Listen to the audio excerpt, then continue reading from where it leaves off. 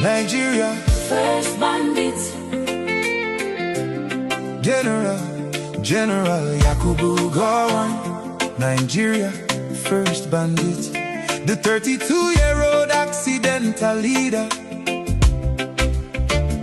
You lied about Aburi Accord. Everything else in your book is a lie. In your book, if you lied about Aburi, that you were having malaria and did not know what you signed, then everything else must be all lies. You claim to be a Christian.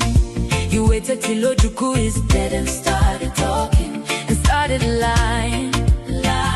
You can't redeem your legacy with lies. You lied that most the bullets and most bombs from the Nigerian army hit the palm trees and not human beings. Asaba massacre, people dressed in white. They're the palm trees.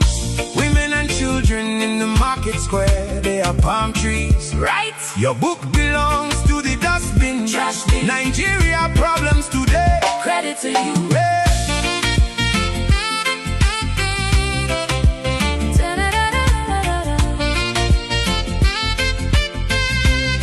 General Yakubu Gowon, you cannot redeem your legacy with lies. Today I told it, you live in Britain. I told it. And not in your one Nigeria that you murdered for. Killed for. Ego genocide. Ego Holocaust. Africa. First bandits. When was the last time you visited your village? You are the first bandit Nigeria ever produced. Decisions you made destroyed Nigeria until today. General Yakubu Gowon. Nigeria, first bandits. You lied about Aburi Accord. you were suffering malaria and did not understand what was discussed. Everything else in your book must be all lies. When you get to heaven, if you ever get there, God will ask you why you lied at all day. Old man, God kept you alive for a reason, but you have failed to repent. The hottest part of hellfire has been prepared for you. He say, No peace and happiness for you. not at all. Amen. Amen. Ojuku will be fanning your hellfire. Adding fuel to firewood. Nigeria, First bandit. Asaba people dressed in white are palm trees. Nigeria, First bandit. 2 million children starved to die. Died are palm trees. Africa, First bandits. God kept you alive for a reason, but you have failed to repent.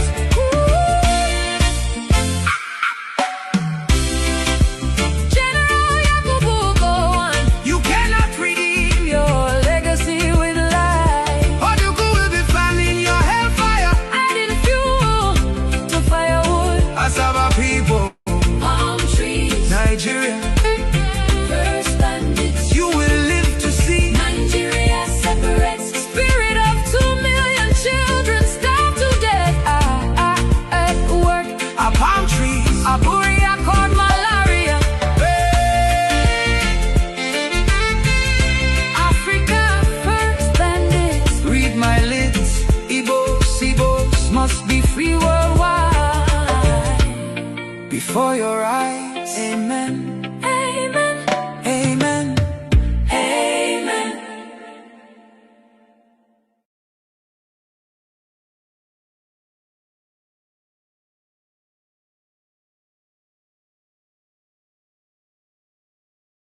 Good evening, good morning, and good night, Biafrans all over the world, depending on where you are watching us from at this point in time. I want to welcome you to BTV Europe. It's my pleasure to have you here once again on this wonderful, blessed day of 2nd August 2026, a day we've been waiting for a very, very long time.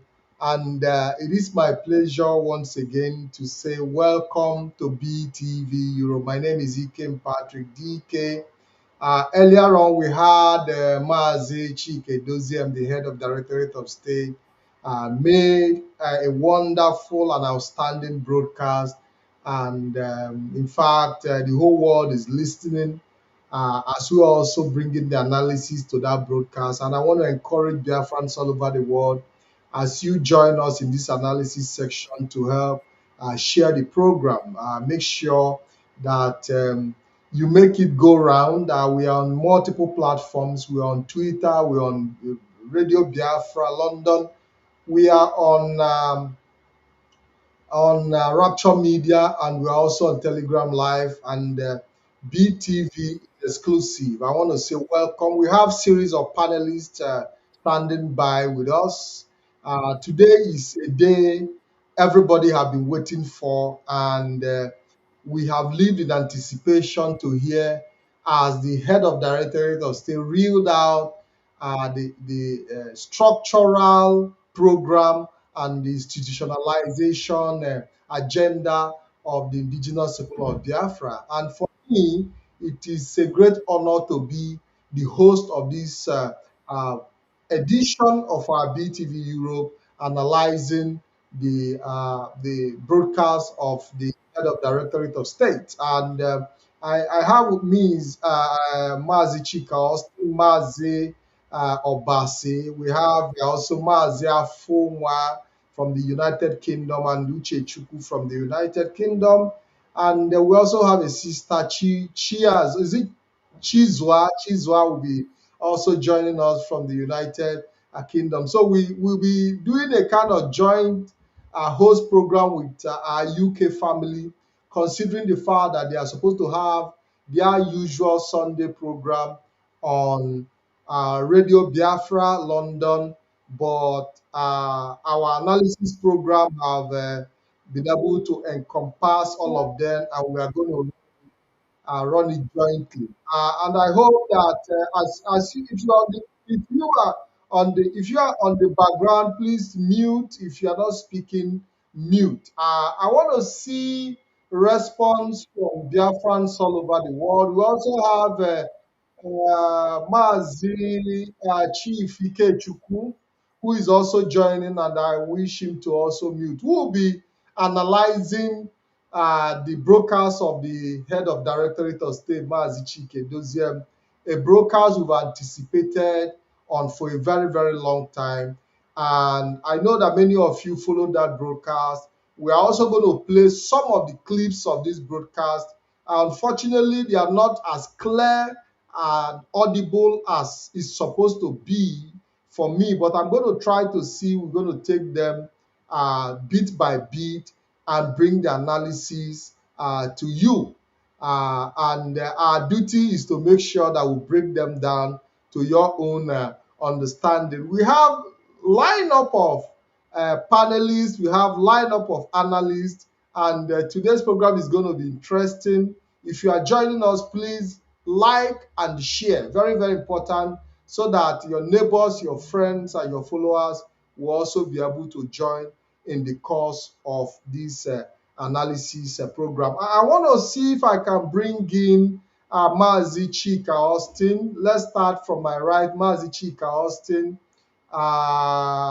If Mazi Chika Austin can come in to introduce himself, he's out. Can I allow Obasi to come in, please?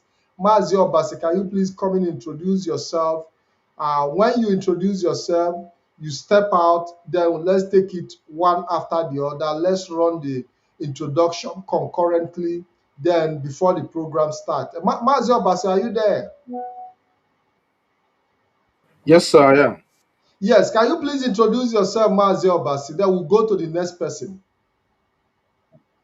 Ndewo, Mazi Patrick, and thank you for having me here. My name is Mazi Obasi, and I am here to join my comrades in discussing this landmark broadcast.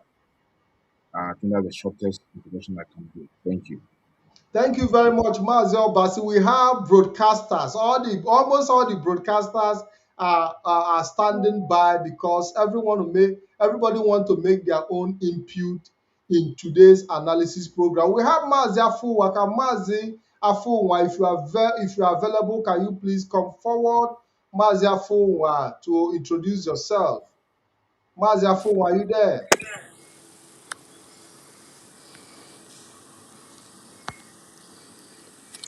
Yes, thank you very much, Mazi Patrick. Can you hear me, please? 100%. We can hear you Thank you quite very well. much. It's Yes, my pleasure. my name is Mazi KJ, calling from United Kingdom, member of the UK cabinet.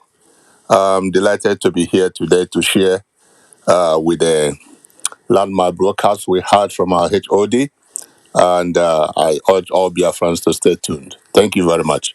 Charlie, thank you very much. It's my pleasure to have you on BTV Europe. Can we have a Chizwa, please? Chizwa, can you come forward for introduction? Unmute yourself. Come forward, unmute yourself, and make your introduction, please.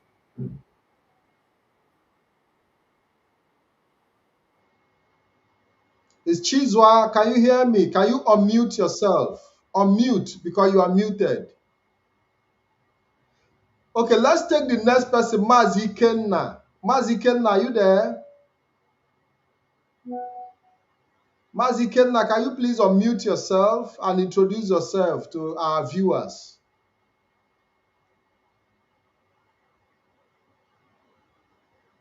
Okay, if Mazi Kenna is not ready, let's take Uche. Uche, can you please unmute yourself and introduce yourself? All hail. All hail Biafra. Yeah, I'm still remain Mazi Chechukwu, by the special grace of Chukwuka Abiyama. I heard from Okigwe province, and also I'm here in the United Kingdom, serving as one of the key officers here in the United Kingdom. All hail Biafra. Mazi Uche, you're welcome to BTV. Can we please take Chief,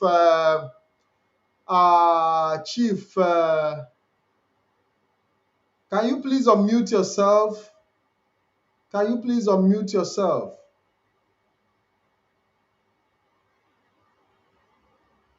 Mazi Chukwu, can you please unmute yourself? Okay, we take Mazi Austin Chika. Austin Chika, you're back. You're welcome back.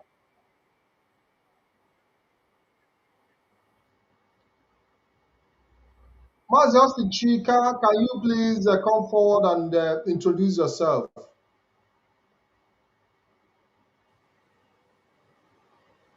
I think Mazi Chika Austin is having some technical issues there. I don't know what the situation is.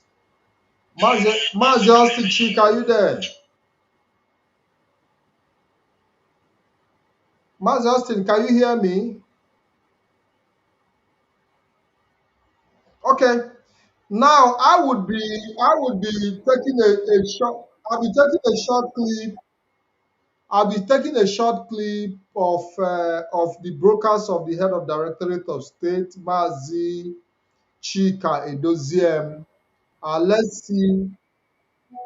Let's see if we can take this short clip.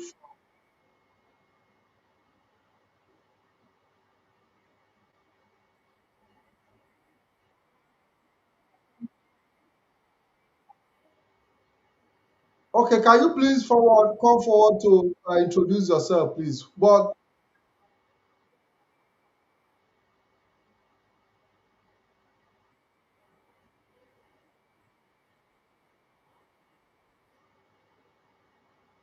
I think Mazi Chukwu, you are a bit backward. I don't know what. Are you really listening from another device? Are you listening to, I can hear you, but are you listening to us from another device, or do you have any Mazi of your Patrick, can you hear me? Can you hear me, Mazi Patrick? yes? Can you introduce yourself, please? Okay. Now I would be taking a short. I'll be taking a short clip. I'll be taking a short clip of of the broadcast of the head of directorate of state, Mazi. Okay, please, can you take him out so we can continue? So we can continue. I don't know if there is Chizwa ready to talk. Is Mazi Afunwa ready to talk? So you can introduce yourself. I think you are having some issues. I think you're having some issues, Mazi Ikechukwu, and you are having some issues with your system. I don't know what the issues are. I continue to hear echo, echo. I can hear you, but I continue to hear echo back and forth. So it's important that I can hear you. Can you hear me now?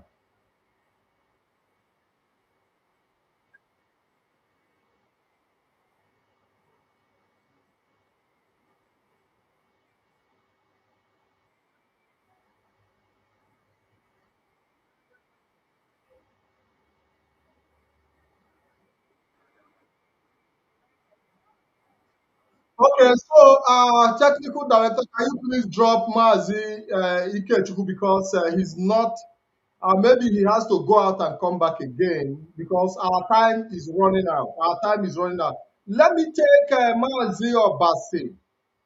Because I noticed that also Mazi Austin Chika is having technical issues, and maybe as a result of network, he continues to go back and forth. Mazi Obasi, are you there?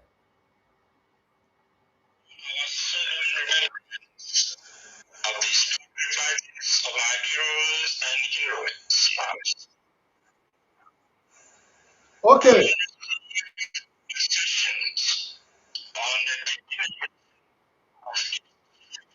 you are coming out. Can you hear me now?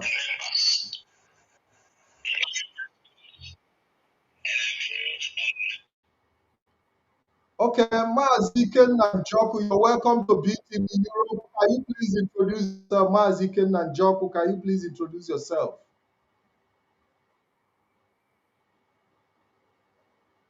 Mazi Njoku, can you hear me?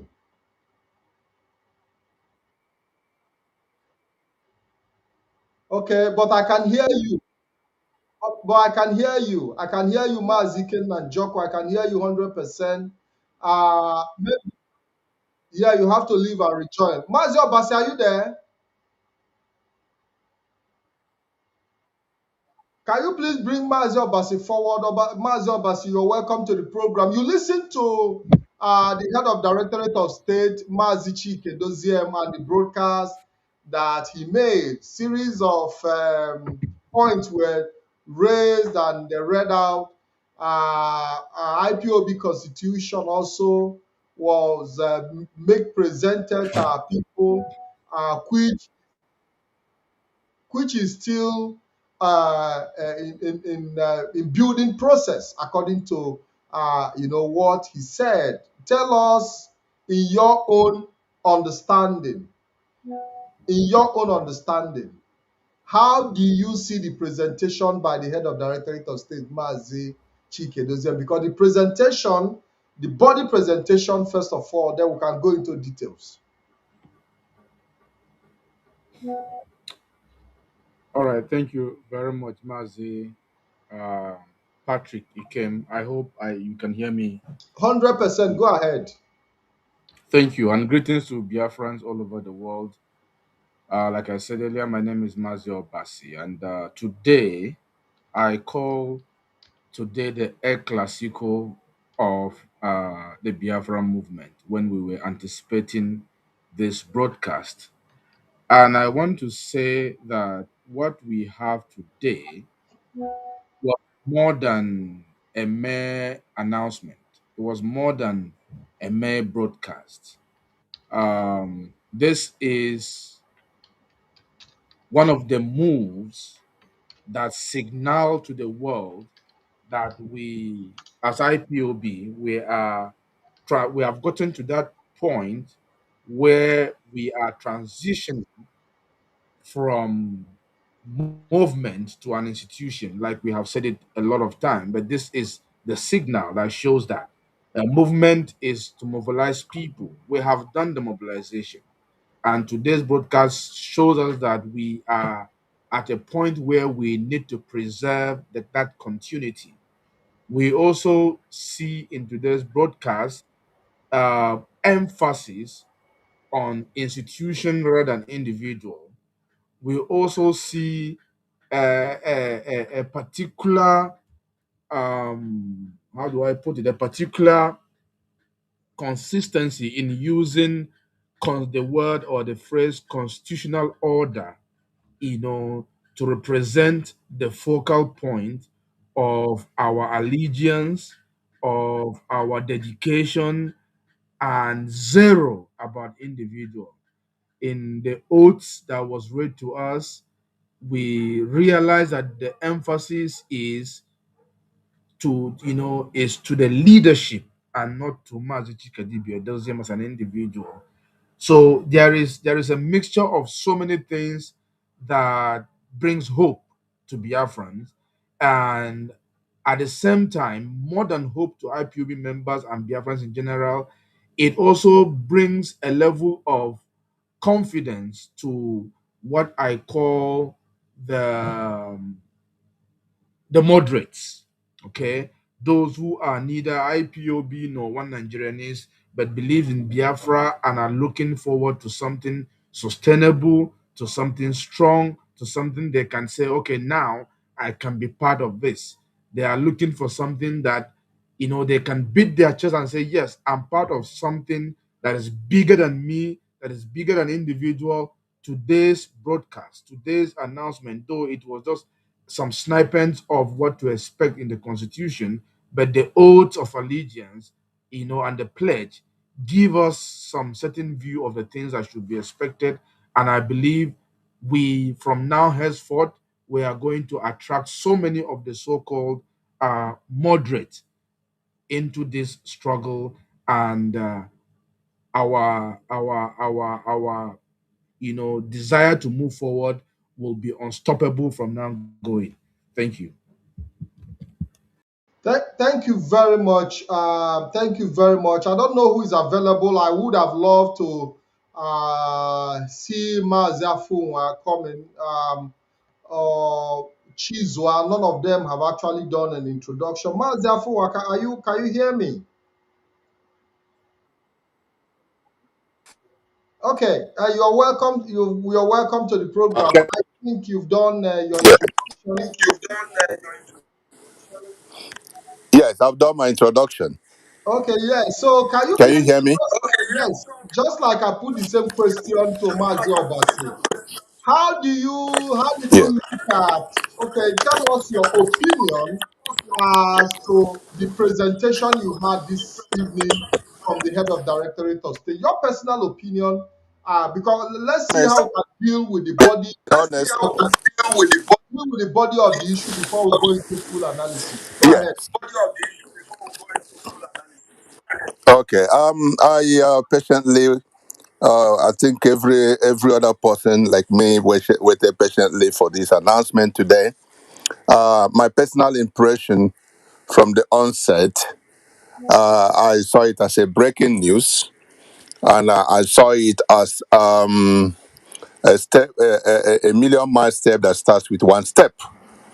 And the body, the tone of the HDOS was very emphatic and concise, and also straight to the point. He made it clear that he was going to make it short, but he captured all the key things that would needed to be said. Having said this, I think the first impression, first this thing he tackled was the abrogation of the IPOB oath of allegiance and also the code of conduct, because people will say there will be no end until the beginning ends. We all had our the previous oath of office, oath of allegiance, and there's need to put an end to it for the beginning, for the new one to emerge, and that is what he did in one breath. He abrogated it, and as well as set the pace by taking the oath of allegiance and the pledge himself. So it was on a very emphatic note that will encourage every IPOB, knowing that this is a new beginning, I would say. So it is actually, I saw it as because he tackled mainly the oath and the allegiance, the pledge. I mean, as a beginning, though they're going to form part of the constitution, but it is. We understood it's a work in progress, but the most important was to set the tone that everyone have to follow the pace from himself to all the hierarchy of IPOB leadership, renewing and taking a new oath of allegiance, and that's a very good one. So I think for those who are not even IPOB, this shows actually that IPOB have a roadmap because this gives a very clear direction where we are heading. And also, he continued to emphasize that IPOB believes and still believe in peaceful, as a peaceful movement to distinguish us from any other thing that might be happening that will be labeled on IPOB. So it is very important for our people to bear that in mind that IPOB remains a peaceful movement. So the key provisions of the new order, the allegiance to the IPOB, he continued to use our people, allegiance to our people, and the DOIs, that's the institution. So it's focusing more on the body of the institution than individual to compare with what we had in the past. So the new constitution order upholding the moral code. He made mention of the moral code, Yeah, but I and think this. we have to go into all that. We have to go into all that in the course of our analysis. I thank you for what we just needed was a summary of your own view about the entire presentation. But we'll go into details as we move forward. I want to see if Chizwa can respond. Chizwa, you are present, but you're not responding. Can you please come forward? Or I would like to take Uche if Uche is available to talk to us. Uche, are you there? Can you please unmute yourself and come forward uh, so I can put my question across to you? Are you there, Uche? Okay, if Uche is not there, let's see if we can take Mazi, Iken, and Joko. I don't know if you've been able to resolve the technical issues. Iken and Joko, are you there? Can you please come forward and mute yourself? I'm here. Thank you very much. You're welcome to BTV Europe once again. Mazi, Ken, and Joko, can you please give us your own perspective to the broadcast of the head of directorate of state this evening Okay, thank you very much. before we go into those full details? Sorry, say it again. Give us your perspective before we go into full details of the entire broadcast. Okay, first and foremost, on the oath, Scotland has been the champion of trying to make sure that at least the oath of allegiance that we take not only includes the detriment should we not obey the oath, but that it should, in addition, include a benefit. And in fact, we are happy that in the pledge that was reflected, so that you have that incentive that in as much as you abide by that oath, that you will get a reward out of it. So we are really happy on that.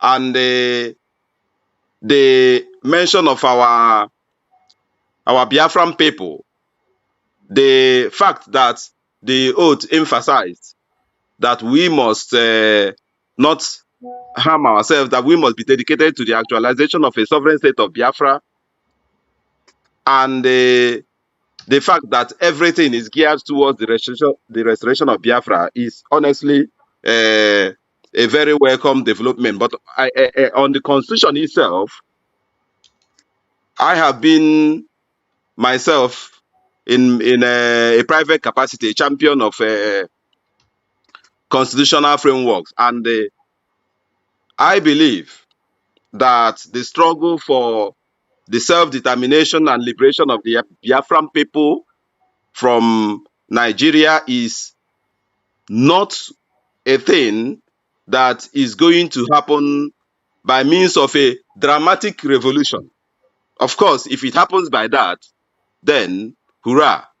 But I believe that our liberation is not something that is going to happen by means of a dramatic revolution. As a result, it is something that we must get prepared to pursue it through a careful, meticulous succession of maneuvers, moving at the right moment and at the right distance, because of the various minefields that are made for us. So, in this constitution, I believe that the right thing has been done because Wonderful. it is meticulous and it is prepared to move us towards that right distance and at the right moment. So I think I should stop from here before we go into further details. Thank you very much, Mazi and Joko. Mazi Austin, are you there? Can you please come forward? Because we also want to hear your perspective on, yes, on today's live I don't know broadcast. if I'm coming out loud and clear. Go ahead, Mazi Austin. Go ahead. Can you please tell us your perspective? Austin is disconnecting. I don't know what the issues are, but I hope that he rejoins. Mazi Austin Chika. Um, if you are not available at the moment, I would like to see who is Mazi Azubuike. Who is Mazi Azubuike? Mazi Azubuike, can you hear me? You are just coming in. I want to see if I can get your introduction and hear your perspective as we move forward. Mazi Azubuike, are you there?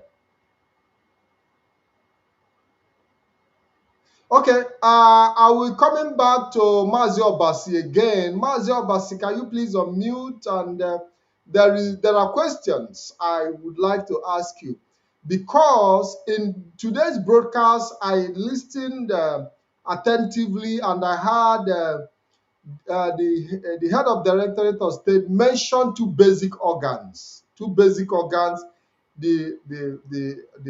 Directorate of State as an organ of governance, and also I heard the Igwebuike Assembly, which is another organ. And the Gwebika Assembly, as we know, is the People's Assembly. Mazi Obasi, can you please come forward, because I would like us to go into details, as to be able to give our people a clearer perspective of the power of the People's Assembly and the role they have to play collectively in the course of this journey. Mazi Obasi, are you there? Can you hear me? I can hear you, Mazi. Yes. So can you please, do you have an idea or understanding, if there is any you would like to share with us, as regards to the role of the People's Assembly in the course of this journey for Biafra restoration, as reeled out as an organ? Because we already know that the Directorate of State, people are conversant with the Directorate of State, they can define it, they understand it, but another organ of governance have also been established, which is the People's Assembly. Do you have an idea of the definition, or how do you explain it in your own understanding to our people? And we're going to take that question to each and every one of our panelists here. Thank you very much, Mazi Patrick. If my memory serves me right, before Jim Chukwemeka Odumogu Ojukwu decided on the May of 30th, 1967, to declare Biafra, He didn't do it alone. He assembled leaders of thought. He assembled an assembly. He assembled the people and he sought for their opinion and he sought for their authorization. You see, power and authority are two different things. And sometimes we mistake these two. I'll give you an example with NEPA. Okay. Let me use the word NEPA. That's what people are mostly accustomed to. When you connect your electricity from the pole to your house, it will power your equipment. All right. But when you do that without the authorization of the NEPA officials, it becomes an illegal connection and you can have problem. But there is nothing inferior in the power you're using. You are just using it without authorization. And when they come in and say, okay, go ahead and connect it, we don't have officers who will take care of that later, and you do that on your own, you are not liable because they have authorized you. This announcement of this particular organ, it is in recognition of the part that the people need to play in their own leadership. The fact that the DOS have included this Igobike, which is like our National Assembly, it is to tell you of the democratic nature of this movement, even though it has every outlook or it has every function of a command and control. But it tells you that this command and control comes into play when a decision has been made and it is to be implemented. So they are carrying the people along. They are not there to just lead from whatever they think. They want the people to be part of the decision making, and they have given them that autonomy as an organ of their own to be able to function. But note also that these organs come under the oversight supervision of the DOS. So I think it is a signal to all Biafrans that the DOS are not going to lead you from a distance. You are going to have a say in how you are being led. But once that decision is taken and it is for implementation, then the command and control steps in. And that is the only way we can ensure that it is implemented without any form of relapse.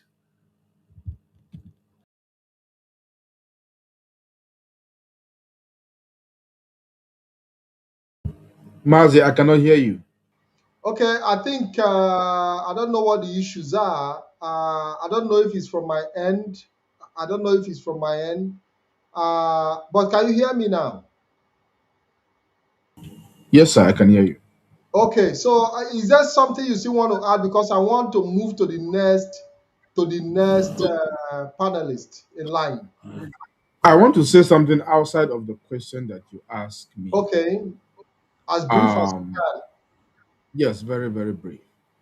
I want to recognize the symbolic nature of not just this announcement, but when it is happening.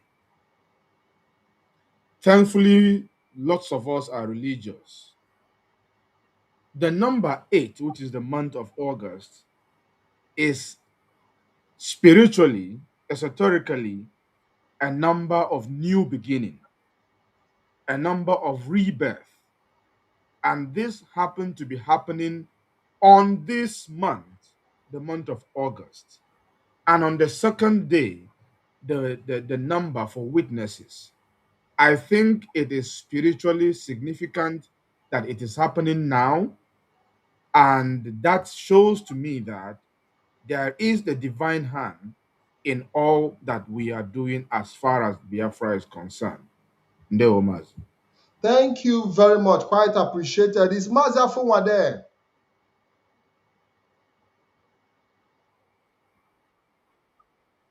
Yes, yes, thank you very much, Mazia Fon. Briefly, I want to see how we can make it as brief as possible so that this question can go round. Like Mazia Basi said, I want us to touch on this People's Assembly, the Gwebike Assembly, as an organ of its own. We know that to a very large extent, most of the decisions of the Directorate of State have been influenced by opinions of Biafrans, especially on the social media and and other means of communication.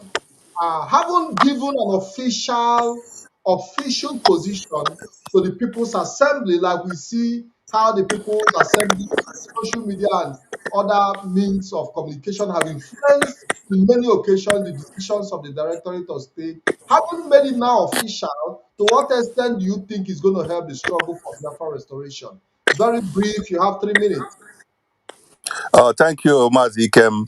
I think the main mention of the People's Assembly, Gwebike Assembly, is a welcoming development. Having said this, I think ndị Igbo si na ngwugwu a na-ata ata na-emu ya mbọ. We know that this is a work in progress and a lot of things will still be unveiled. I'm curious to know the practicability of the composition of the Igwebike Assembly. The HOD did not go into detail because I know it will be coming later. So I may not preempt, but I know that the intention is right. And I know that with the People's Assembly, this will help to highlight all the opinions, Biafrans' opinions, instead of going wide in the public media. Will have a channel. But I want to believe that the composition will help us to highlight all the opinions, and it's going to be part of the constitution already. So it will be defined how it will play out. So I would only stop at the mentioning because this is just a mentioning of it, but we've not been told the composition yet. On the DOS, we already know and we're used to the DOS, but this is a new development. But I think it's a very big opening and it's a good thing that is happening now so that our people would have their own say and will know that there's a point, just as we have in the United Kingdom, the House of Commons. We always, in the past, they had the House of Lords only and the king or the queen. So, but having mentioned this, this is a very good opening and it's a welcoming development, I would say, without preempting how it's going to be contained in the constitution. Thank you very much. Thank you very much. Chizwa, are you back? Are you with us, Chizwa? I would like to hear from you. If you are available to talk to us, we've been trying to. You are here on the forum, but you are not responding. Let's move to Mazi Kenanjoko. Are you there, Mazi? Can you hear me? Mazi Kenanjoko, are you there? Can you please unmute? Yes, Yeah. yes. Can you please come forward? Still on the Gwebike Assembly. How do you think? You know, the people, because these are the people assembly. I also even consider what we are doing here as well as part of the people assembly, analyzing the program and trying to break it down for. It's also part of the Igwebika assembly. But in your own view, how do you think is going to influence the scheme of things going forward? Thank you very much. I uh, envisage things usually from a layman perspective, but my background never excludes me from looking at it from a legal perspective. So I see this as a kind of trade off. By trade off, what it means, in my own opinion, is that we are calling on the people by setting up that Igwebike. We are calling on the people to surrender their sovereignty in a document because I believe that Igwebike, whatever decisions that it takes will be guided by the Constitution. So I believe that we are calling on the people to surrender their sovereignty in a document that serves as a beacon towards the path that we have chosen. And that path is towards the restoration of a sovereign state of Biafra. And the setting up of this council is a step and a march on that path that leads to more independence, more sovereignty than the last step that we took. So in it, as far as I am concerned, we must bear in mind that unity and solidarity is essential in this, and every individual has a role to play. Everyone has a duty in this march. This is not a drill, as far as I am concerned. We are taking back our land. We are taking back our territory economically, politically, psychologically, and culturally by this council.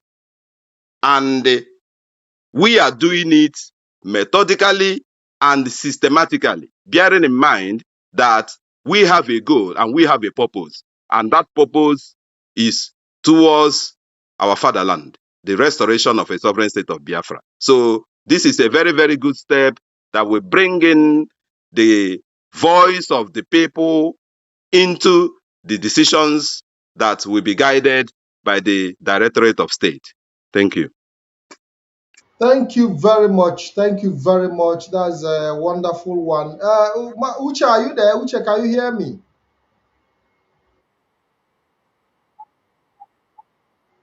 Uche, can you hear me? Uche, are you there? Can you hear me?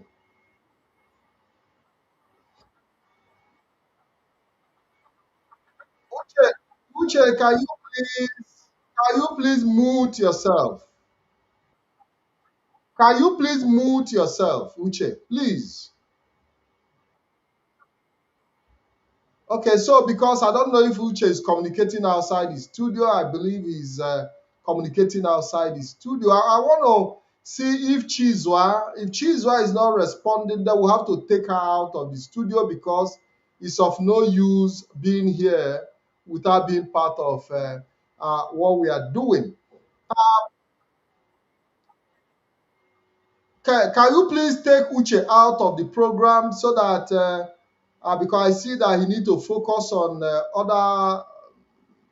other issues outside the studio, so that we'll know how many that we are.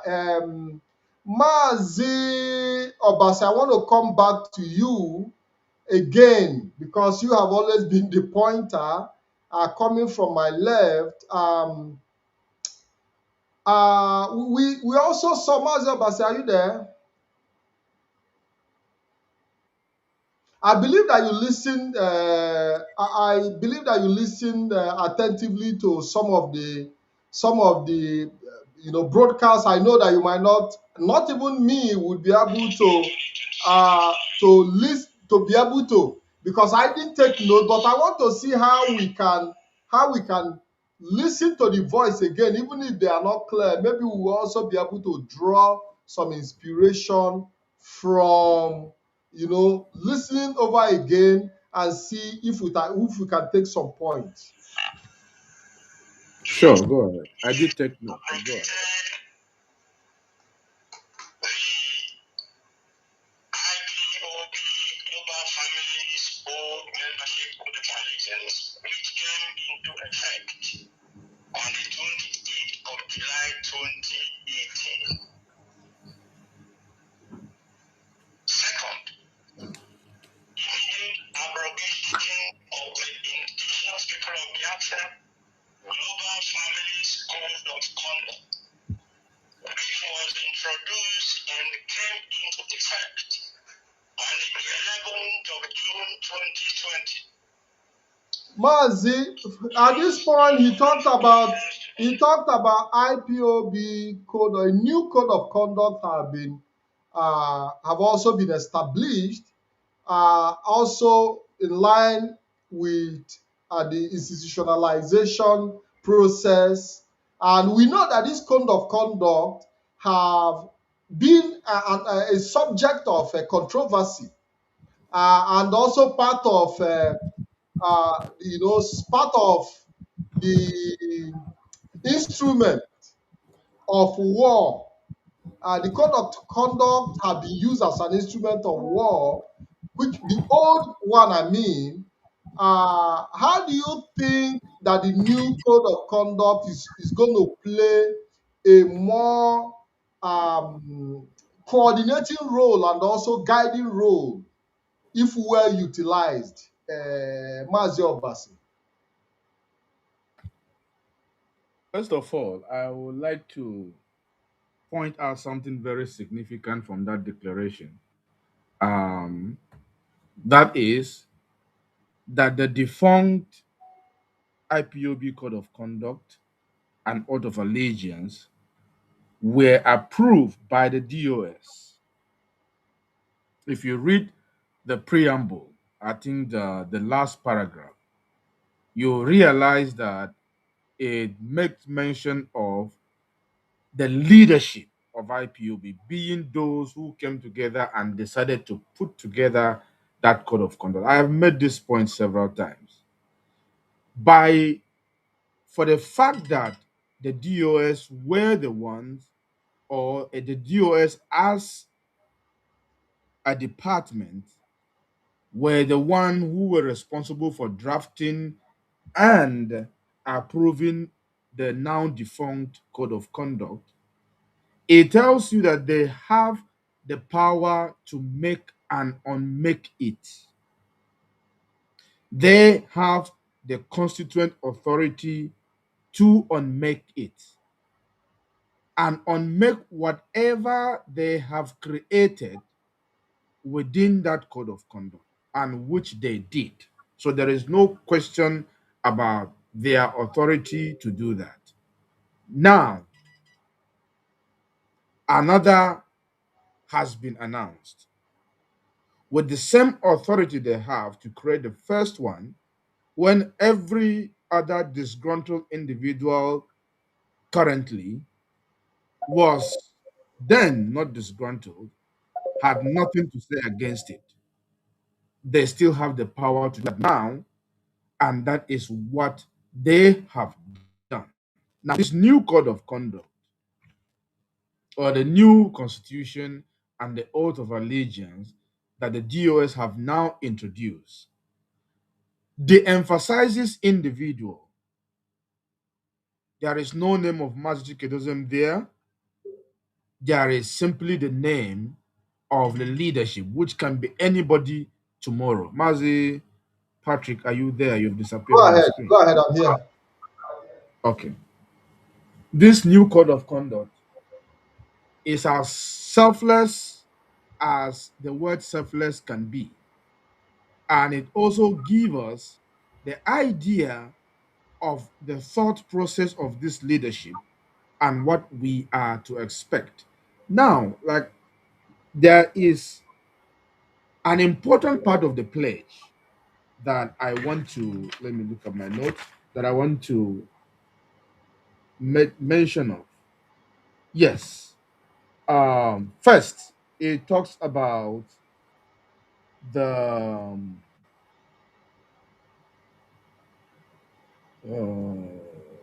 first of all, yes, first of all, it talks about swearing to comply with all lawful directives.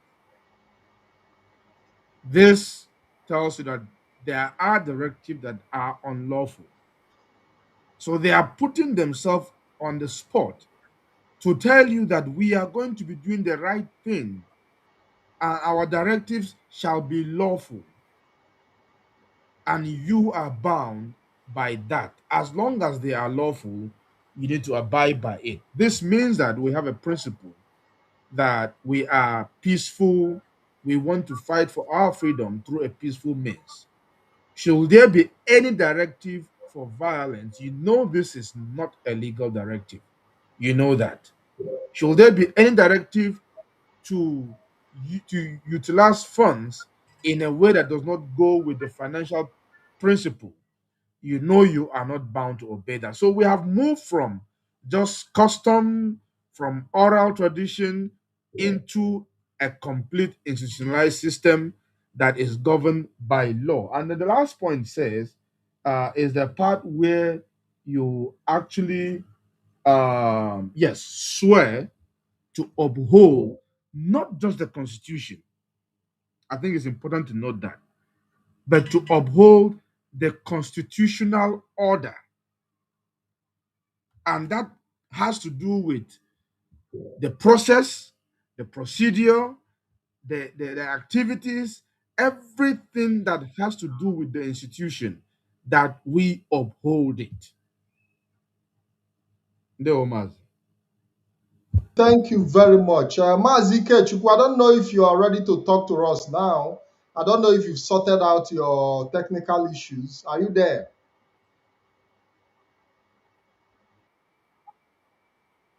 Ndewo ezigbo nwa Chineke. You're welcome to the program. Ndewo, sorry for the technical hitches. I was also trying to get my UK family members joined there to see whether they can be able to rejoin. So I don't know. First, let me greet our viewers and our listeners from all over the world. Good evening from here in the United Kingdom. My name's Ike Chukwunais Nwokoro Ichie Nwachinemere. I hail from Onitsha Ezinite, Owerri province in Biafra land. And I have been serving my beloved Biafrans for nearly 5 years in the capacity of the United Kingdom National Coordinator. Mazi Patrick, thank you very much. As you said earlier at the intro, this program will try to bring our own panel to be part of it because the HOD's broadcast clash with our usual, the UK timeout on Radio Biafra every Sunday. And I believe my panelists are very prepared, but for the technical glitches we seem to be experiencing, particularly from here in the UK. I don't know where I was listening a little bit, and I must thank the other panelists, Mazi Chika Austin, Mazi Obasi, I think Mazi Clement, and others who have been on this panel tonight, analyzing this landmark broadcast, national broadcast by our able head of Directorate of State, Mazi Chikadibia Edoziem. I overall thought the broadcast was goodly, and it was also a very welcome development, touching the key instruments of institutionalization. A new oath of allegiance, which I believe is very godly and very smart as well, specific, measurable, accountable, I would prefer to say, very realistic oath, and rewarding oath for that matter, and very time bound. The basic differences I noted in the revision of this oath of allegiance comes from the fact that it is pure allegiance to Biafra nation and Biafra people, without any allusion to an individual or group of individuals, but also embodying the authority of the directorate, the leadership authority of the directorate, as well as the symbiotic mutual contract of membership of the indigenous people of Biafra.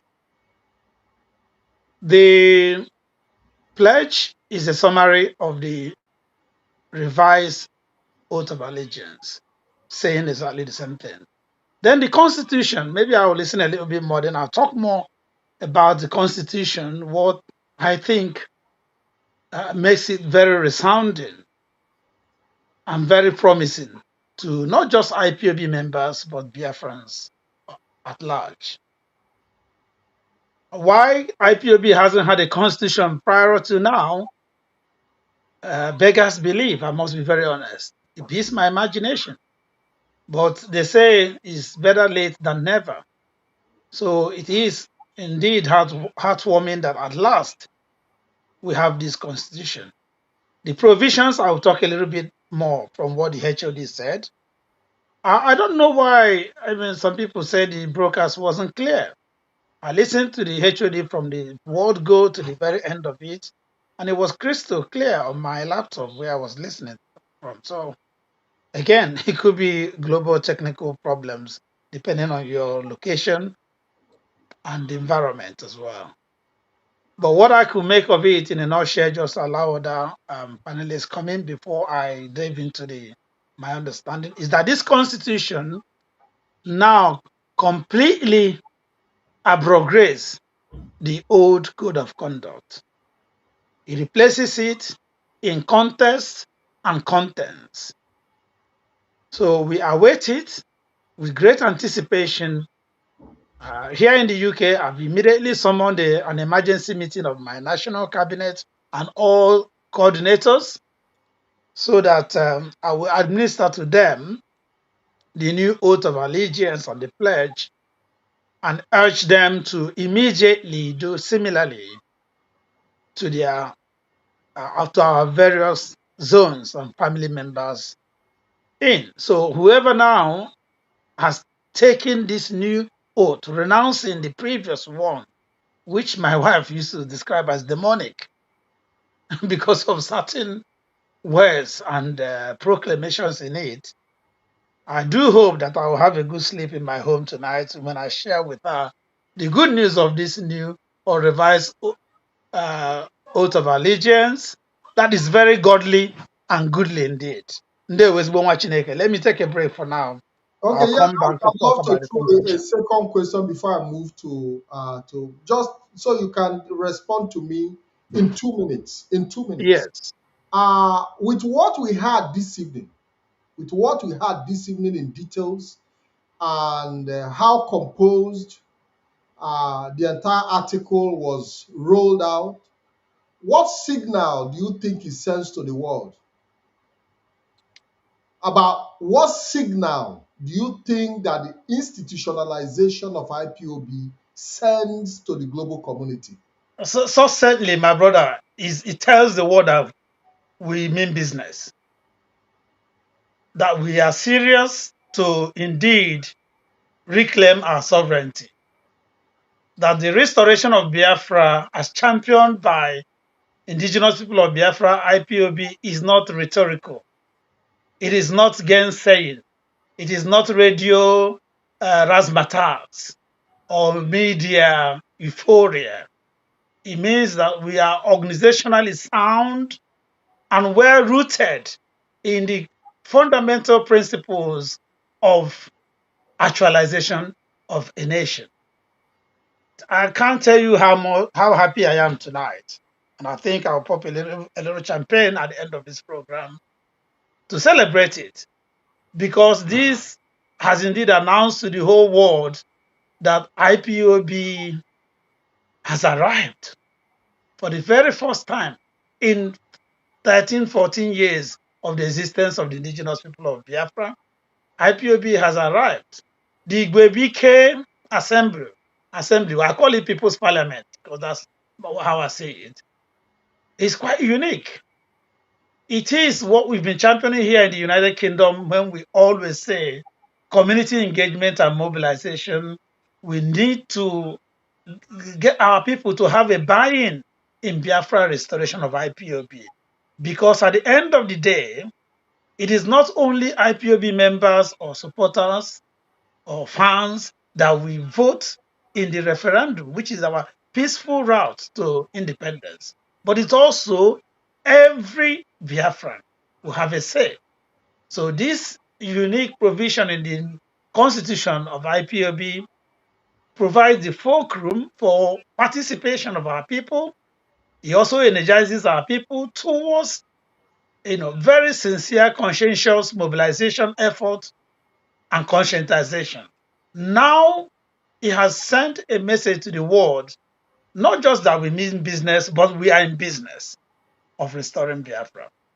And we're going to take it practically forward henceforth. So I think that is what institutionalization means. Institutions are broad purview of establishment, as opposed to organizations which can be narrowed, which can be very niche based. The organizations can have a very laser focus on one particular goal, maybe profit making or a particular service within an industry, whereas an institution is broader. It has a wider horizon, which is exactly what Biafrans did. We always say we are Republicans. You must make a provision for that nobody n'ụlọ, for ikwu na ibe, for Haneze, the public, the layman, the common man, and even the ruler, the traditional ruler, the king, all have a say. So that is what institutionalization of IPOB has embodied. And it has emboldened every IPOB member should be glad tonight because you have been emboldened by these instrumentalities. As the HOD promised, even the hard copies will be made available. So as we do go, for example, on our evangelization with our flyers, you could as well go with the hard copies. If anybody wants to take pictures of them, whatever, or if we have the e-copy that we can send to people after speaking to them, they will go home and study it. As I said, I can't wait to receive it and go through everything in detail. I strongly believe this is a landmark document similar to the Ahena Declaration, which was composed by eminent erudite Biafrans. This is the second phase of Ahena Declaration. They were watching again.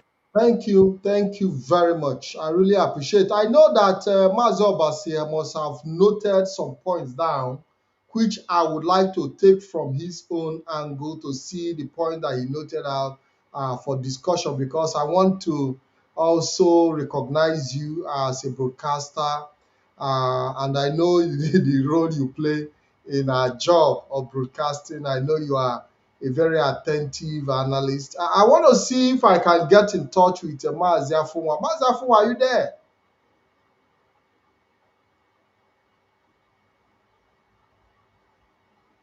Mazi Afunwa, are you there?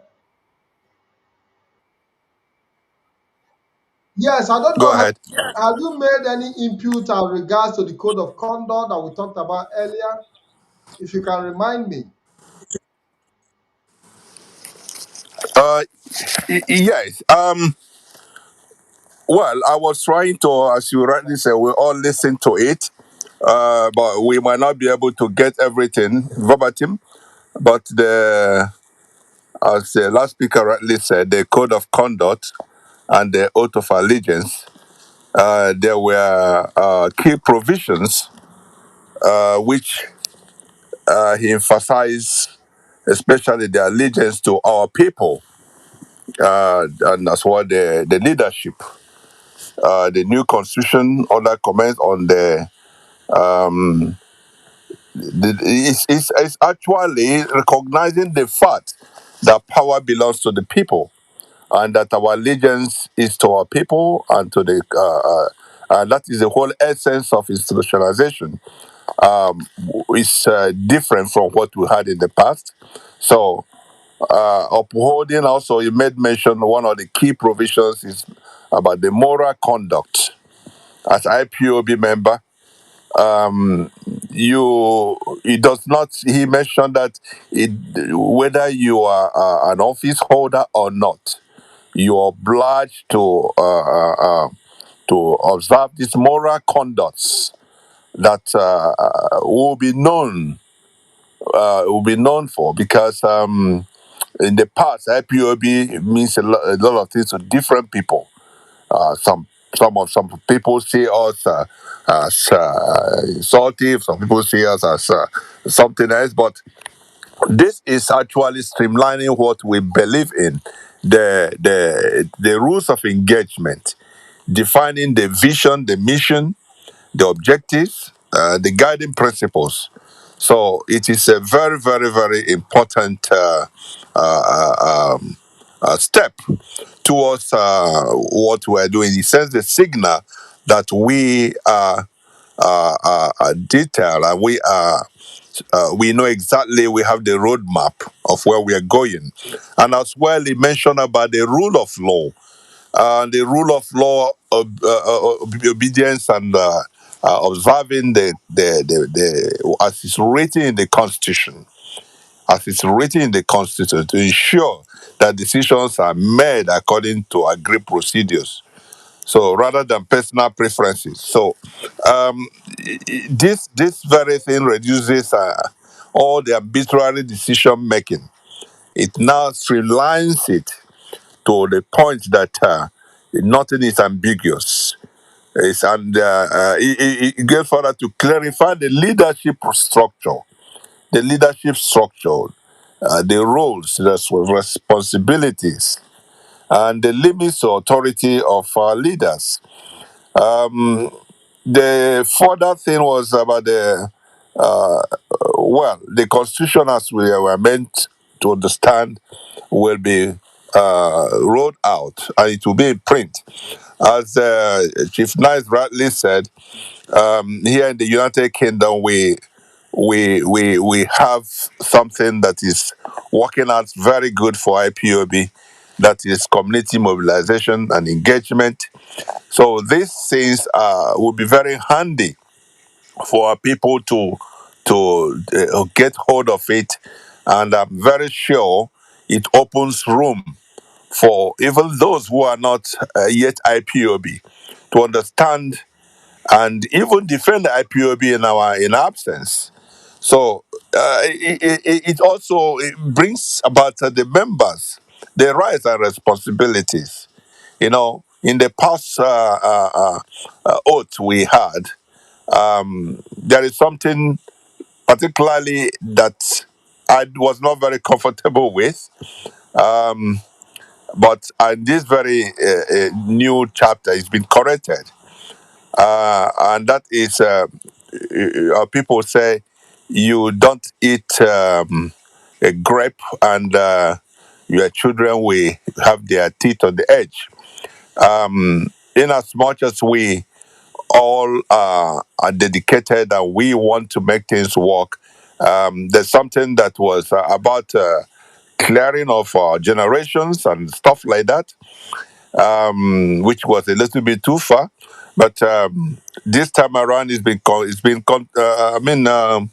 corrected. So, but still, it points straight to the point that we must go with the rules and we must go with the code of conduct. So the mechanism, the accountability set of it gives us that insight that is not business as usual. You, in terms of delivering of statement of account on or before 31st December, so that the DOIs would have gone through it and approve it, budgeting, and as well as going through all the statements of account for the year. So these things will help us to enhance the credibility of IPOB. So one other thing I think that strikes a notice, well, the credibility. This will increase the public confidence. We know that a lot of things have gone under the water in the past, so we this is a very good welcoming development that the institutionalization is addressing our credibility, so that people will know that it was not the way IPOB wished to be known, and moving forward, IPOB have made the necessary correction. So the promotion or the institutional, the continuity does not rest on an individual. So to ensure that what we're doing is protected, that absence of one is not the end of IPOB. So it ensures that there'll be continuity. There'll be continuity, and those who thought IPOB has gone under the bridge would, I'm sure, they will not sleep tonight, because both the Nigerian government and the infiltrators within, they will see that obviously they have lost the battle. And if at all there's any promises of payments to some of them, they have lost that money, because IPOB have bounced back in a very special way. So all these instances have gone a long way to make the public believe to have more confidence in IPOB. And we look forward to more and more Biafrans joining us and being part of our movement and our march towards our freedom, which is Biafra. Ndewo Mazi. Thank you very much. Thank you, Afun. Great point to raise there. Before I go to Ikenna and Joku, Mazi Obasi, are there some points that you noted that you think we need to discuss? Because we'll be rounding up soon. Are there some points you noted? Because I know that we'll not be able to take exclusively the entire, until the hard copies are available. We'll continue subsequently to bring analysis, because it's not just something we're going to do overnight. We're going to take them bit by bit in subsequent programs. But are there important points you noted you think that we need to bring forward to our viewers? Okay, Mazi, thank you very much. Like we have always been talking about institutionalization, that it is a way of, in an institution, you have defined role. Now we have these great two organs, the Directorate of State, and we have the The People's Igobika. Assembly. Yes. I think somebody is not muted. I'm getting some feedback. Yeah, okay, go ahead now. Go ahead. Okay, sir. And we have the People Assembly. So from this thriller for our constitution that is yet to be out, we one of the things that we have not been informed, like you said, we don't have the full details yet, is how is that membership of this um, assembly or Igobike assembly going to be selected, from where and how, who makes up that the member of this body. That's what we don't know yet. But there's something that the last speaker said that I think this morning in a meeting, Mazi Ofoma, I believe, made mention of similar thing, and I gave this response that I'm about to give now. It's trying to get the right word. It feels me. I have goosebumps all over me, all over my body when I know that there are certain things in the previous oath of allegiance that our people did not like, did not agree with. But for the supremacy of the cause of Biafra, we decide to just endure it. And one of them is what the last contributor just said, the portion of that oath where it says, and altogether wipe a generation. Um, that was very unpalatable, not because you intend to betray, but because it was too far reaching. And when I was a coordinator, I actively discourage people who come to meeting with their children and want their children to off their footwear and also take the oath. I tell them, don't do that. They are kids. Let them grow enough to know the impact of what they are saying before they can do that. Because it contains very strong declaration that ordinarily, knowing who we are, we wouldn't have. But because Biafra is involved and we are ready, There is a question I would have loved not to interject you. Do go you ahead. look do you look at the defunct oath now from being, let me use the word, being created with an extremist view? Yes, I will say so because probably the intentions might be good. It might be to scare people because if there's a saying that if you want to kill a man, okay, unalive his child, you understand, keep him alive and unalive his child. So maybe because some people, I mean, for God's sake, we have suicide bombers, in some quarters. People are strapping themselves with bombs. So history have shown us that certain people can decide to do the wrong thing as long as they are the only casualty. So maybe that is the idea that gave birth to, you know what, let's make it extreme so that even if they don't care about their lives, they can care about the life of their children and generations unborn.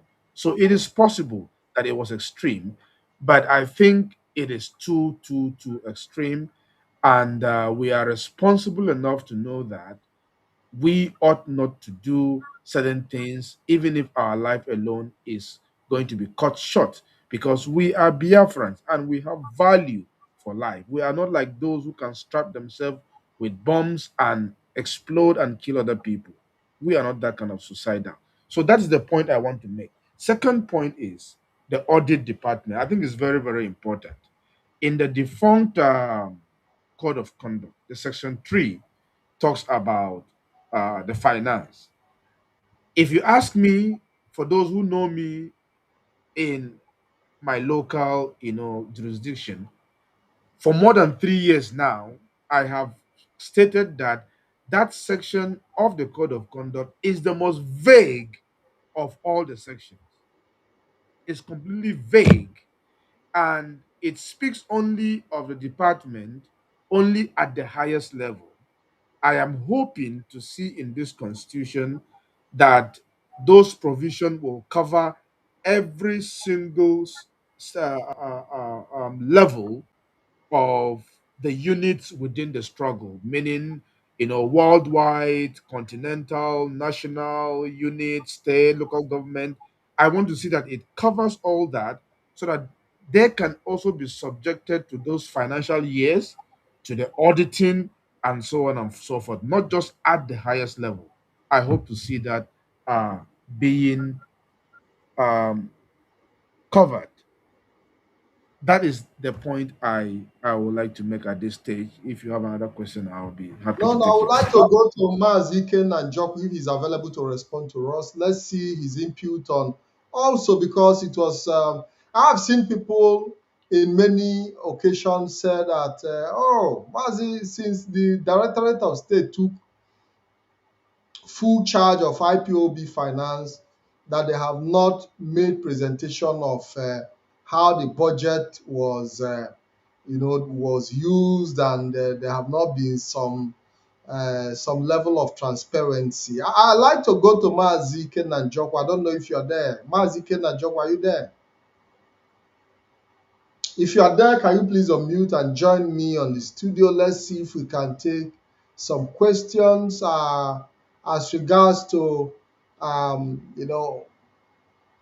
what the head of Directorate of State uh, said about the transparency of IPOB finance, and the auditing and presentation for public view.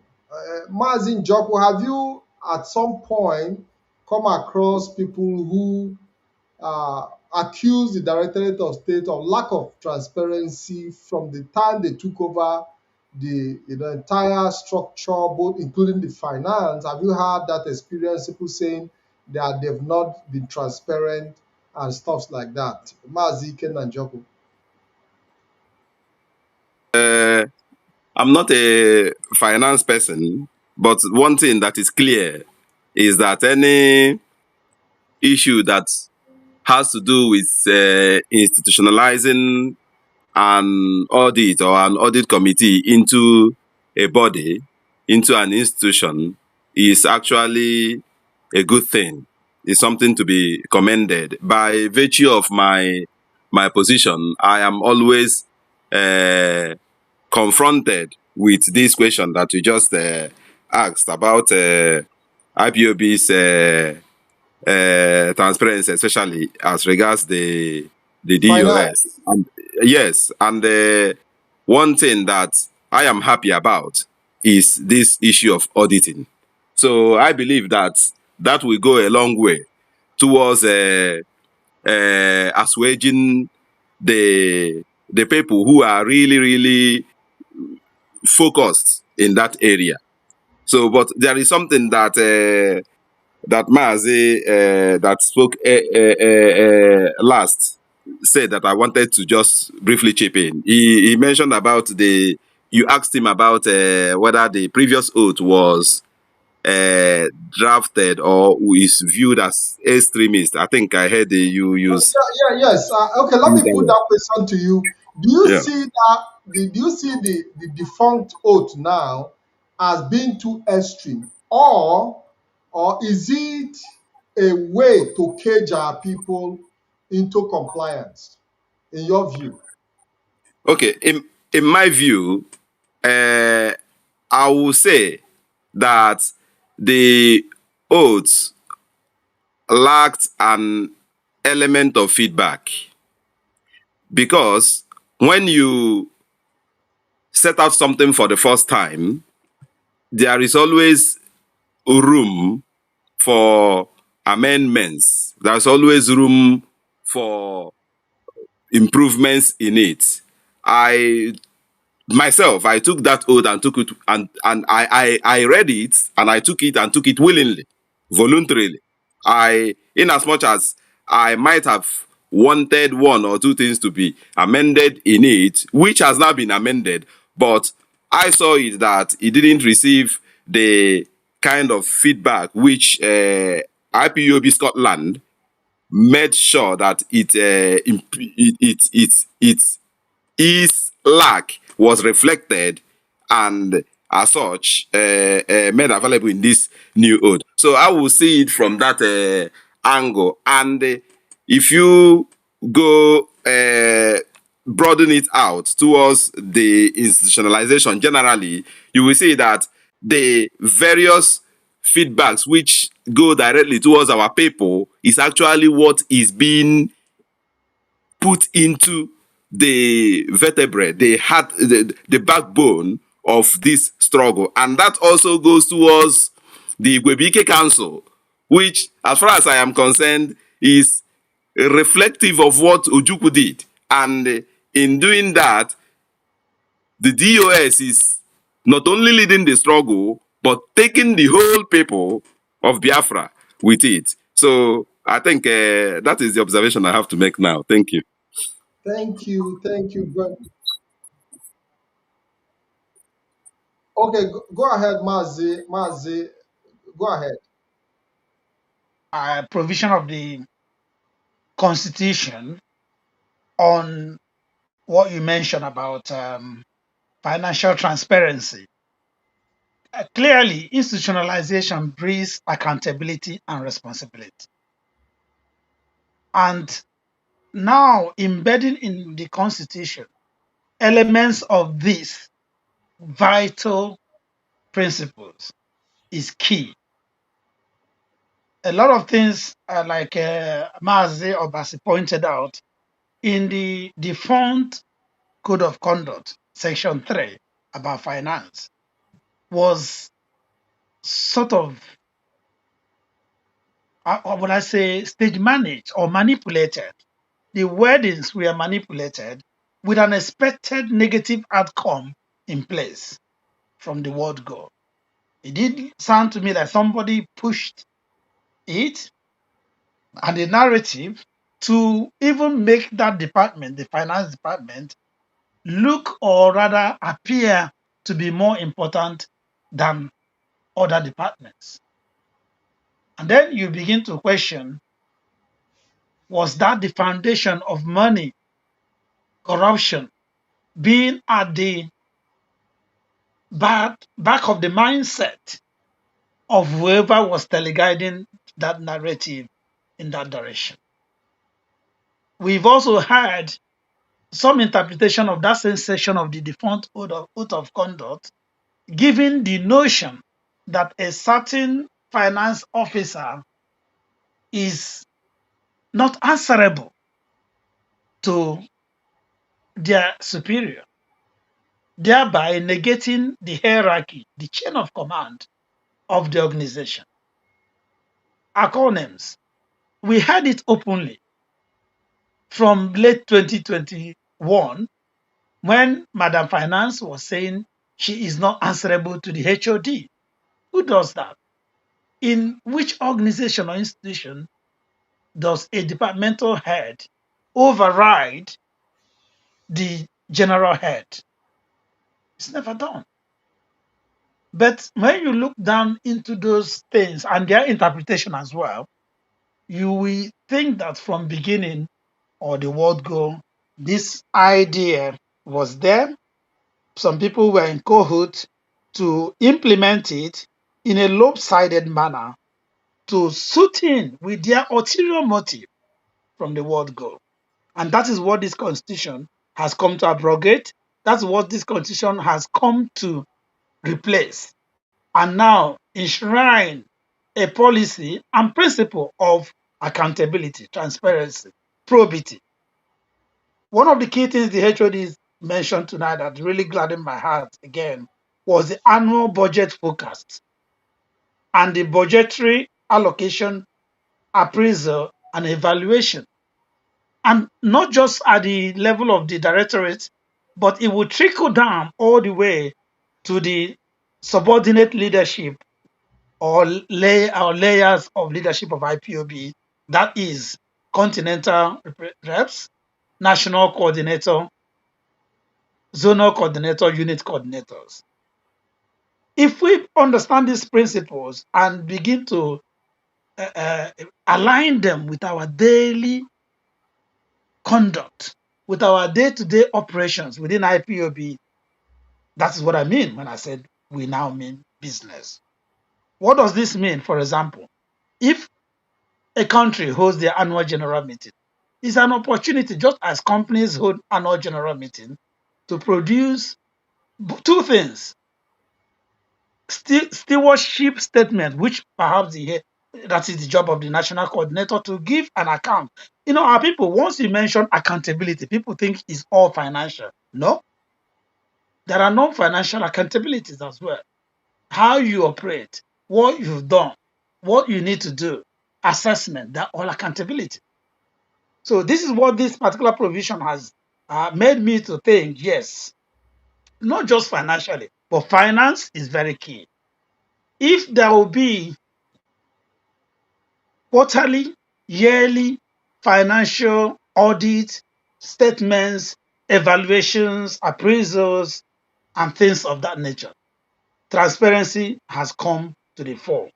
Those who probably were murmuring about the DOS not being transparent or accountable in that financially, we now have answers. We now have clarifications.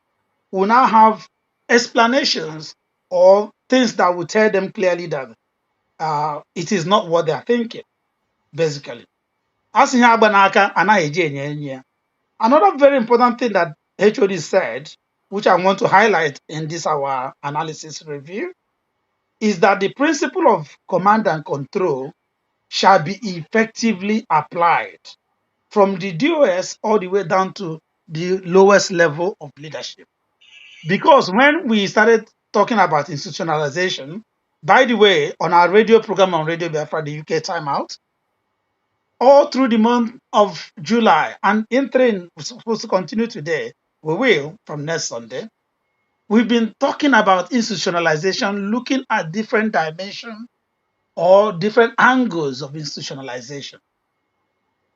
Some people misconstrue it to mean, oh, once we now have institutionalization and constitution, maybe departments become autonomous. Even certain layer of leadership becomes autonomous. Maybe there's no longer command and control. Some people, those who somehow harbor insubordination, those who run to Eberima, for example, they are always afraid of that phrase, command and control. There is a stick they use to beat up sentiments and whip up sentiments so that people begin to talk negative about the leadership and its assignment implementation. Command and control will never disappear in a liberation movement. The day it does, it ceases to be a liberation movement, because a liberation movement is not democratic. It might be quasi-democratic, which is a model or framework I think IPOB has adopted, but it will never be democratic. Yes, now with the Gbebike Assembly, we now have a council that will articulate views and make suggestions, advice, proposal. Great. But at the end of the day, command and control will still be a supreme leadership instrumentality in a liberation movement. Then, finally, just to mention what you said about oath, I think Mazi Edoziem made reference to what I said. Yes, I did say that my own wife, my own Lord Uchechi, Nice Nwokoro, did say that our oath was demonic. And he was referencing the intrication of innocent children, even unborn children, of generations, into an oath I am taking out of my own volition and conviction. I have done my own little research, Maz, and I found out also as a man of deep faith and spirituality that oaths, particularly oaths of allegiance, are meant to be faith-driven, not fear-inducing.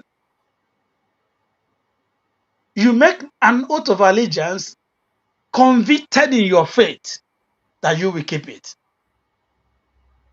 It is not something that is worded with words that induce fear. Again, I thought whoever pushed that oath in that line had a hidden agenda. This brings me to the question that we used to add, that some people who immediately Mazi Nnamdi Kanu was kidnapped in Kenya started this evil mission to destroy IPOB by attacking the leadership, never took that oath. The siblings of iniquity of Mazi Nnamdi Kanu, they didn't take that oath. I stand to be corrected. But I've made the findings that they didn't take it. Eberima never took it. He publicly declined it. And never, eventually. So you see that oath, using the word demonic, like my wife did, is not a misplacement. It's not a misappropriation of grammar. No. Because clearly, whoever, again, I know that the DOS approve some of these things, but I also know the character of Mazi Nnamdi Kanu, that he can impose things on you to sign. So at the end of the day, it is really, as I say, heartwarming that we have started liberating ourselves. As a liberation movement, we have to liberate ourselves first before we can liberate Biafrans. And this liberation has just begun. So that this new oath, which replaces the previous one, I love the way the HOD started it. The first statement is that you are hereby renouncing in totality the old one. Oh, agwụ anyị na-achụpụ achụpụ. Anyị ga-eburu ụzọ chụpụ onwe anyị agwụ isi agwụ mmụọ ọjọọ before now swearing into mmụọ ọma, which you have done today. And I urge everyone, take that oath, jee were mmiri ọma nke na-akpọbata mmụọ ọma inside you, ṅụọ ya ka ahụ jụọ gị oyi, ka ọ chụpụ anyị ajọ mmụọ na ụmụ ekwensu niile juru anyị. Perhaps this demonic oath brought upon some of us. The oath also formed part of the crisis we've experienced in IPOB. With IPOB over time have always lived with crises, and most of the crises we see were as a result of the bad energy that goes with some of these uh, engagement that we got ourselves involved with, like the oath we took. Now, do you have the news beat? I don't know if there is anybody to take the news beat in 5 minutes as we round up this program. If you have them, you come forward with it, or we can also move to end the program by taking. Yes, Mazi, I have it, and the our news beatcasters for today we are Wada Chizwa and Mazi Chechukwu, who I think they are struggling with technical issues. If you want me to, I can cast it or read it on their behalf, You so can that you the can whole. do that. You can do that, Mazi. If you, I don't know how long it's going to take. I'll try my best. Not, I don't know. It does take about 7-10 minutes normally. Okay, if you can do it in 7 minutes, that would be great. Okay, okay. I will read exactly the script, the bulletin they've prepared. You don't need my camera, do you? You can go ahead, with or Yes. without. Okay. It's a choice you have to make. Good evening. Welcome to Newsbeat of the UK Timeout on Radio Biafra. IPOB has a new oath of allegiance and a new pledge. Announcing the contents and contents of these guidance instruments of IPOB as a freedom fighting institution, IPOB's head of Directorate of State, Mazi Chikadibia Edoziem, also gave insights into the new IPOB constitution during a live national broadcast some couple of hours ago, emphasizing that the structural transformative changes outlined in the details of the IPOB new architecture, the organization is now deeply rooted in institutionalization. IPOB UK National Coordinator Chief Ikechukwu Nwokoro has called an emergency national cabinet and coordinators meeting this week to administer the new oath and pledge to all cabinet members and zonal coordinators, who will in turn do same to members in our zones. IPOB leadership has issued Barrister Ifeanyi Ejiofor with a reaffirmation of appointment as IPOB legal representative. The new official letter stated that the current restructuring and institutionalization of IPOB have rendered null and void the initial appointment letter dated 2nd of May 2017, adding that considering that the offices of the other two co-signatories in the old letter have now been abolished and or indefinitely suspended, a reaffirmation letter had become necessary. The July 2026 letter, solely signed by IPOB head of Directorate of State, Mazi Chikadibia Edoziem, extolled the virtues of Barrister Ejiofor, describing him as a reliable legal professional. Meanwhile, Barrister Ejiofor last Friday clarified that he stopped representing Mazi Nnamdi Kanu in December 2023 when he resigned, disputing recent claims that he was sacked. IPOB Ghana family yesterday held her 6th edition of the IPOB Ghana Media Workshop. Deputy Head of Directorate of State, Mazi Anthony Nzurubike, gave keynote address on the workshop's theme, which was Beyond Emotions: Why Strong Institutions with Strong, Resilient, Critical Minds Should Drive Successful Freedom-Fighting Movements. Elsewhere, IPOB Italy National Coordinator Mazi Odakeke Ugo last Tuesday published a memo confirming the suspension of one David Otta for openly engaging in acts of insubordination, sabotage, and other unethical behaviors, including making and circulating videos disparaging IPOB leadership and spreading malicious information. Mazi Nnamdi Kanu's wife, Lord Uchechi Okukano, on Friday disclosed that her detained husband has declined moving from Sokoto prison to any Abuja Correctional Center ahead of his appeal hearing date, despite a recent court ruling granting the transfer request championed by IPOB First Lady herself. It is with heavy hearts and sorrowful souls which submit to the will of Chukwu Kabiama that IPOB United Kingdom family announced the painful passing away of our comrade Mazi Chinedu Osiako last Thursday after a protracted illness. Mazi Osiako, who was an active member of IPOB UK in Barking and Dagenham Zone, had been hospitalized following surgery complications earlier last year. IPOB UK National Coordinator Chief Ikechukwu Nwokoro has condoled Barking and Dagenham Zone with reassurances of support to the zonal coordinator, Mazi Tio Asonye. This week, Chief Nwokoro will lead an IPOB UK delegation to visit late Mazi Osiako's grieving family. Elder Ogunka from Iguocha was confirmed dead in Abuja last Tuesday, with circumstances surrounding his death highly questionable.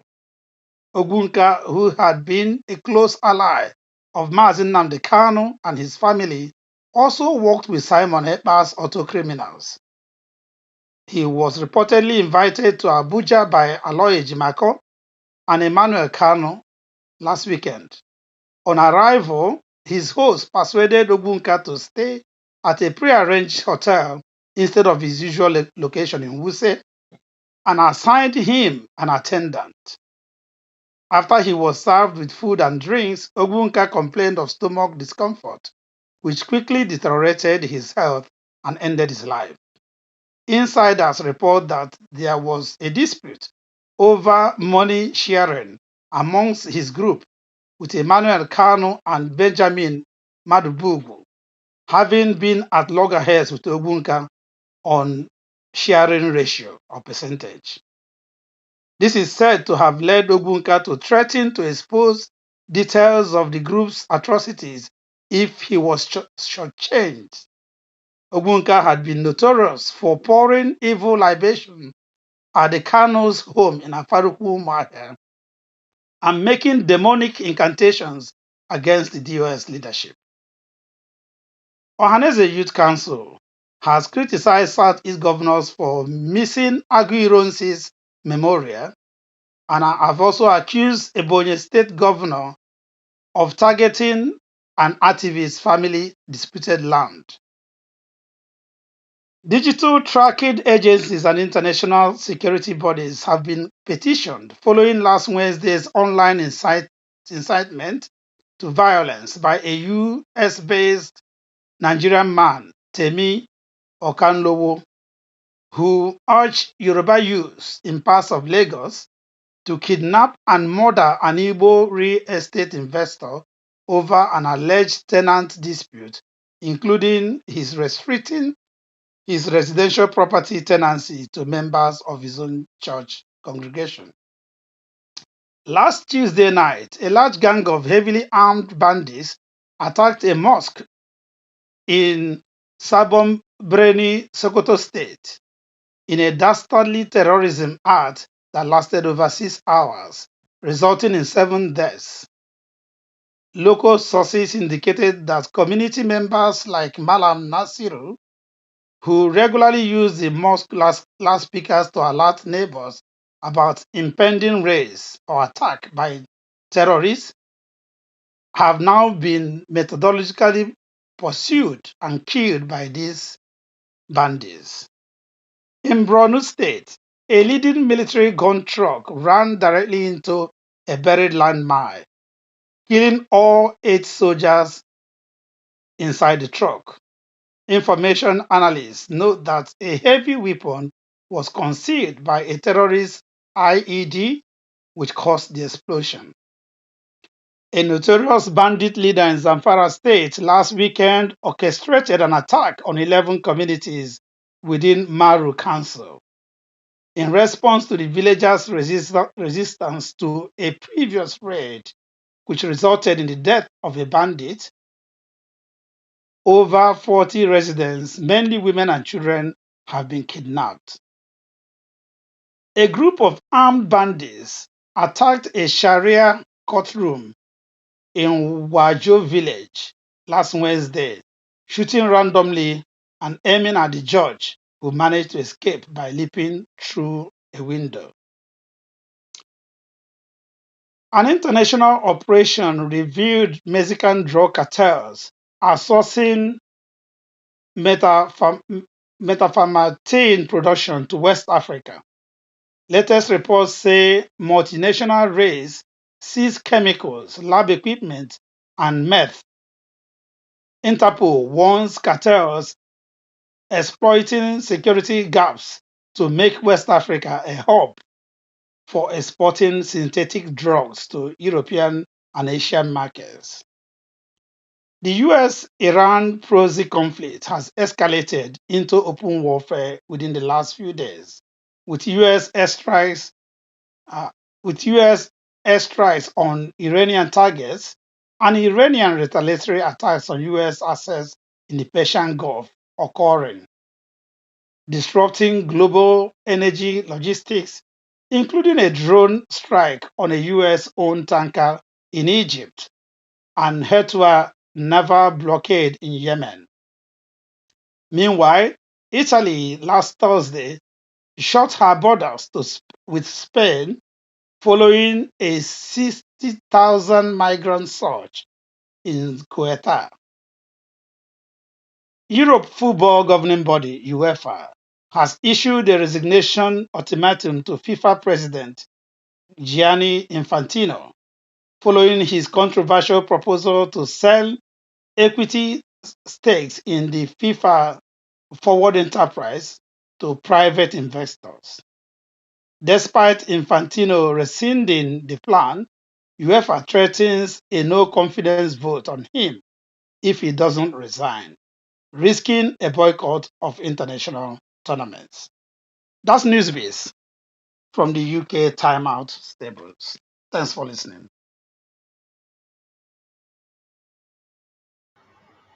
Thank you very much for that wonderful rendition. You're welcome back. We'll be rounding up this program, and we hope to be back subsequently in the future as we continue to analyze the new IPOB institutionalization process, and we'll continue to bring them to you here live on Biafra Television.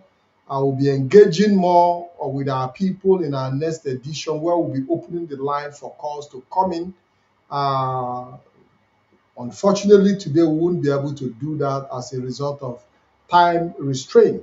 But before I round up, I would like to give the last opportunity to each and everyone in the forum to to give us their last thought, and you're going to do that in one minute. Mazi Ikenna Njoko, can you please give us your last remark as we round up the program? Mazi Ikenna Njoko, are you there? Can you just, in 1 minute, give us your last remark as you round up the program? Okay, thank you very much. I want to encourage each and every one of us, IPOB worldwide, great Biafrans, that the direction that this institutionalization has taken is absolutely geared towards the restoration of the sovereign state of Biafra. It is a path that requires unity from every and each one of us.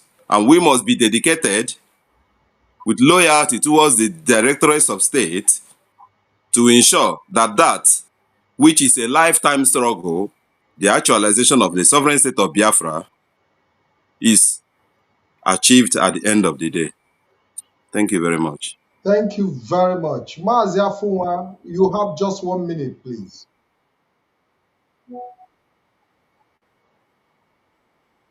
And fellow Biafrans, thank you for staying tuned with us today. It's a very welcome development that the next step to our freedom has been unveiled, and it is actually a duty call to all Biafrans to own up this obligation and know that time sitting on the fence has gone. There is no fence to sit on. We urge everyone to be part of this very new trajectory that will ensure our freedom. We want to as well continue to make sure that the source of our information should be the right one, and that is on this platform and all platforms of IPOB. That is where the authentic news and information is disseminated. So we urge everyone to please, instead of going haywire and getting information wrongly, to always stay tuned to this BTV and the Radio Biafra and all our platforms to get the authentic news of this very latest development, which is a welcoming one. So I urge everyone to please continue to remain steadfast and focused. Thank you very much for this opportunity. Thank you very much. Thank you very much. Mazi Obasi, are you there? Can you please give us your last remark as we round up the program? Mazi Obasi.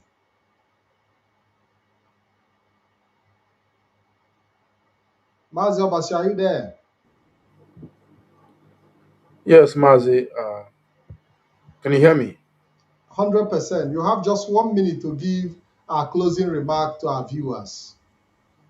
Okay, thank you very much, Mazi. I want to note the significance of what Mazi Chikadibia did at the end of the broadcast, where he had to take the oath and then administer the oath to the hierarchy subordinate to him so that they can carry the onward administration of that oath. For those restorationist Christians, you will understand the significance of that in the terms of the line of authority. That is why every Catholic will tell you that the head of Catholic is St. Peter. There is a reason. That is why the restorationists believe that at a particular time in the history of the world, that the authority of God was no longer on earth after the death of the apostles. I am speaking a bit religiously in this note because I believe we can relate. Why will a church that was formed few years ago claim that their head is Peter, who is dead long time ago? It is because they want to link that line of authority to the highest legitimate authority that existed in that name. Now, Mazi Edoziem administering it after taking it himself and administering it to other principal officers right beneath his authority. It is a way of establishing that line of authority so that it can flow. Whoever is now administering that oath is administering because he has been empowered and authorized by the highest leadership structure to do that. And that is very, very significant to note. Um, I have 1 minute, so I will keep it there. And I hope in the coming days and weeks, we'll be able to discuss this topic in a bit more detail and await the coming forth of the full constitution so we can actually see what it says, especially the part for the transition. I like to see what the transitional aspect between the DOS and the Igobika Assembly, if that is what it is. But that's how I understand it, how it looks like. Ndewo Mazi. Thank Patrick, you. thank you for the opportunity to be here. Ndewo. Thank you very much. Thank you very much. Chief Nice, can you please just 1 minute as we round up the program? Is in the best position now to ward off corruption, nepotism, other negativities that came with it, including infiltration and insubordination. IPOB has never had it this good, I must say. And I want to align this landmark broadcast tonight by the HOD with what significantly number 8, because we are in the first few days of the 8th month of the year, August. Number 8 signifies. It signifies a new beginning, a fresh start, if you like, as well as future restoration. So what more could be best served Biafrans in August than this new institutionalized IPOB built on this holy structure as a foundation? So I want to urge all IPOB members, ndị akpọrọ ezigbo ụmụ Chineke, to take these proclamations that the new oath of allegiance, the new pledge, this brand new constitution we've never had before has presented us, and run with it in our evangelism, in our heavenly ordained duty of care of restoration of Biafra. We do that knowing that Chukwuka Abiyama will bless us, protect us, preserve us and our families and our lineages, for those of us who most sincerely work assiduously towards this objective. And I would like to say, remain resolute. Stay sure. Now you have all the things that will make you sure. Stay sure and firm focus. In the end, victory will be ours, and all the glory will return to only Chukwuka Abiyama Elohim, and not mere mortals like us men. Ndewo ezigbo nwa Chineke, Mazi Patrick, he came for this opportunity of UK timeout, running together with your program. We will discuss and see maybe this is the best way forward for us to reach a wider audience. Remain blessed. Thank you very much. It's also my pleasure to have you on BTV Europe. A very fantastic one today for me. It is a great pleasure to have all of you. I want to send my warm regards and greetings to you all, and I want to say thank you for coming.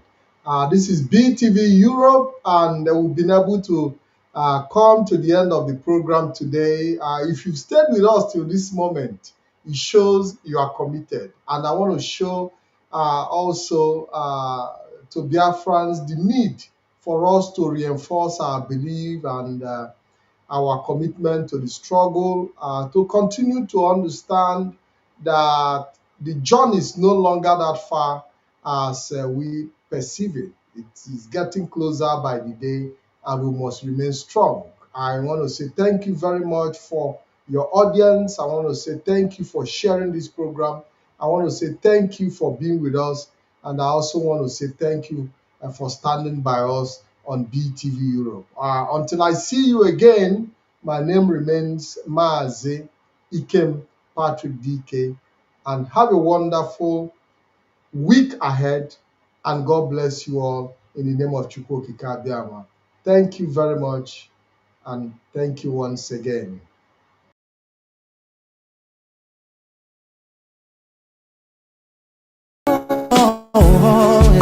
The sun is rising from east to west, from north to south. Can't you see the sun is rising? Oh, you wave your flag and be proud of who you are, because the sun is rising. We shining so bright all over the world.